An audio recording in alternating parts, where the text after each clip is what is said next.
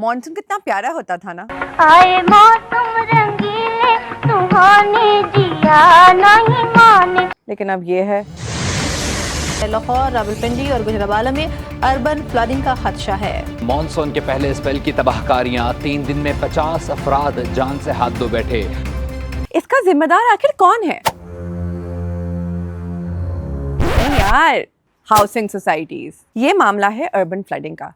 जब तेज बारिश की वजह से हमारे शहरों में पानी खड़ा हो जाता है, लेकिन हमारे शहरों में तेज बारिश की जरूरत ही नहीं, हल्की से ही काम हो जाता है, thanks to badly designed housing societies और उनकी मैनेजमेंट, जो डीसी रेट्स की तरह सैलाब में भी यकीन ही नहीं करती। अर्बन फ्लडिंग को ईजिली अवॉइड किया जा सकता है by doing one thing differently, aquifer recharge.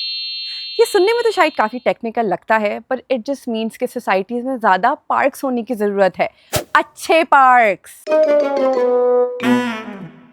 कोई पार्क्स ने इतने मासी दे वेरे लग देने। तकरीबन 30 से 50% सोसाइटीज़ का area needs to be dedicated to parks, जो कि बिलो ग्राउंड लेवल हों, मतलब कि डूंगी ग्राउंड्स। इससे हमारे लड़कों को क्रिकेट खेलने की जगह मिलेगी ही मिलेगी, साथ ही साथ ये ग्राउंड्स फ्लडिंग का पानी जज़्ब कर लेंगे।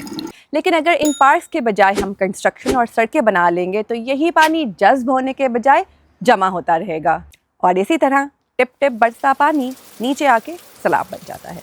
अब किसी भी सोसाइटी से एक्सपेक्ट करना कि वो तकरीबन अपना आधा एरिया पार्क्स बनाने में लगा दें, सुनने में तो शायद अजीब लगता है, until you realize कि वो ऑलरेडी 50% से ज़्यादा एरिया पार्किंग लॉट और रोड्स पर लगा रहे हैं। इनफैक्ट पाकिस्तान की housing regulations require people to build tiled parking areas in their houses, लेकिन गाड़ी अपने घर के सामने खड़ी करने की कोई रिक्वायरमेंट नहीं। लाहौर की कुछ पुरानी सोसाइटीज़ में एक्वाफायर रिचार्ज की सहूलत मौजूद है in the form of big dungi grounds, जैसे कि मॉडल टाउन के पार्क्स, लेकिन ये डिज़ाइन फीचर आहिस्ता आहिस्ता नई हाउसिंग सोसाइटीज़ में कम होता जा रहा है, जहाँ लगभग 60% एरिया ग्रीन बेल्ट्स को दिया जाता है, जो पानी बिल्कुल भी जज़्ब नहीं करती। ये एग्जैक्ट कॉन्सेप्ट लाहौर की गवर्नमेंट ने भी इस्तेमाल किया है to control flooding around the Jail Road area. तो अगर एक्वाफायर रिचार्ज का कॉन्सेप्ट ऑलरेडी मौजूद है और इतने अरसे से इस्तेमाल हो रहा है, तो फिर जिन सोसाइटीज़ में हम रहते हैं वो इनको इस्तेमाल क्यों नहीं करते?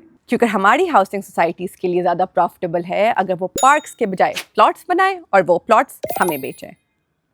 बहुत सी सोसाइटीज़ अपनी इनिशियल डेवलपमेंट में जो एरिया पार्क्स को एलोकेट करती भी हैं, वो डेवलपमेंट के बाद are the first to become files. और ये करना बहुत आसान होता है, because when it comes to drainage हमारी हुकूमत ने इन हाउसिंग सोसाइटीज़ पे कोई भी रेगुलेशन नहीं लगाई।